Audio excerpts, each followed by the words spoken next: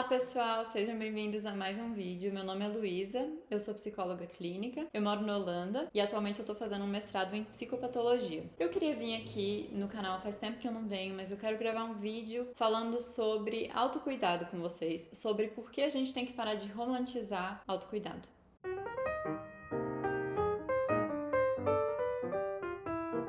Esse é um tema muito querido pra mim, porque, assim, como psicóloga clínica eu acho que é muito importante, mas também como pessoa que está vivendo nessa era de mídias sociais e vendo as marcas principalmente se apropriarem desse discurso de autocuidado, essa coisa de da gente usar muito a imagem e de passar a máscara de argila no rosto e falar que é autocuidado e, enfim. Eu acho que essa discussão é muito superficial e eu queria trazer uma dimensão um pouco mais profunda dela e eu queria falar com vocês sobre por que a gente tem que parar de romantizar o autocuidado como se fosse assim, essa coisa de vou tirar um tempo, vou lá ficar num spa.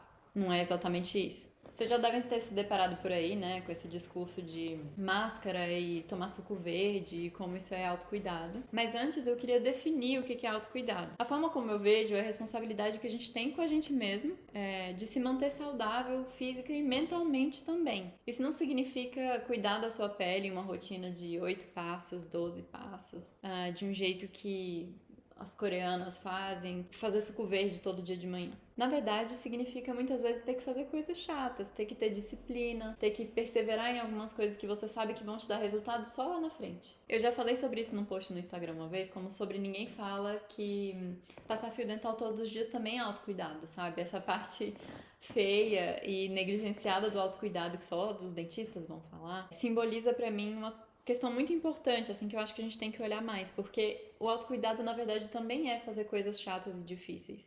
E não só fisicamente, mas também mentalmente e emocionalmente. O que me incomoda é a falta dessa dimensão mental e emocional que a gente não coloca no autocuidado, nesse discurso da internet. Cuidar das nossas emoções, dos nossos comportamentos, dos nossos sentimentos, dos nossos pensamentos é tão importante quanto se cuidar fisicamente. Então, saber nossos limites, colocar esses limites para nós e para os outros, basicamente se olhar no espelho metaforicamente, é o que eu tô querendo trazer aqui. Dar uma bela olhada nas nossas crenças, nos comportamentos que a gente tá tendo no dia a dia, no que tá faltando, no que a gente tá precisando, dar pra gente mesmo, né? Tô falando aqui com pessoas adultas, então eu quero focar muito nisso, nessa autorresponsabilidade também. Entender como sua mente tem funcionado, como que as suas emoções têm te afetado, como que anda basicamente esse espaço mental em que você vive, né? A gente vive o tempo todo dentro da nossa mente. Como é que tá esse espaço pra você? Todas essas dimensões que eu tô falando afetam muito a forma como a gente interage com o mundo, como a gente interage com as pessoas e como a gente enxerga que as pessoas estão interagindo com a gente, como a gente reage ao que tá acontecendo com a gente e como a gente vai pro mundo também. Tudo isso faz parte do autocuidado e deve ser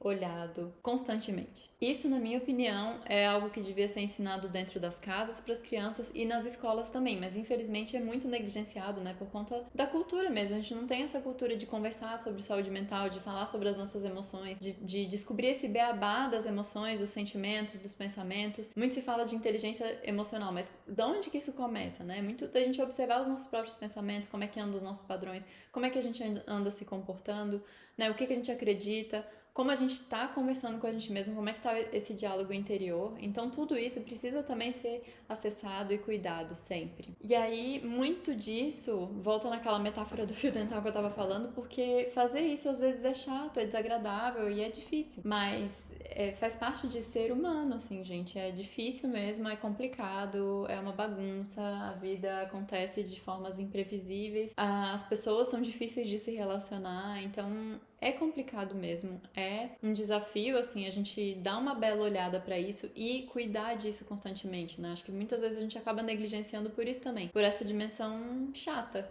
né?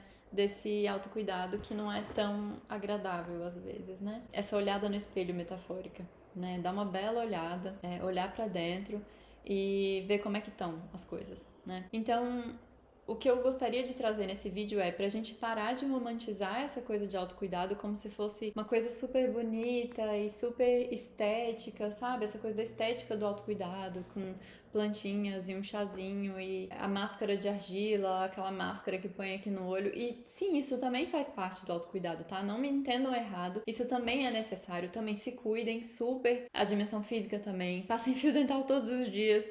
e façam máscara e se cuidem e vai para um spa e relaxa e faz tudo isso também. Mas saiba que isso é apenas uma dimensão e é uma parte superficial desse autocuidado. Então, eu queria deixar uma sugestão para terminar esse vídeo. Se você não sabe por onde começar, começa escrevendo. Pega uma caneta, um caderno, um papel e começa colocando o que está na sua cabeça, quais são os sentimentos, quais são os pensamentos que estão vindo. E dá uma olhada para isso, lê depois com cuidado, tenta entender o que isso significa para você, como é que você está vivendo a sua vida.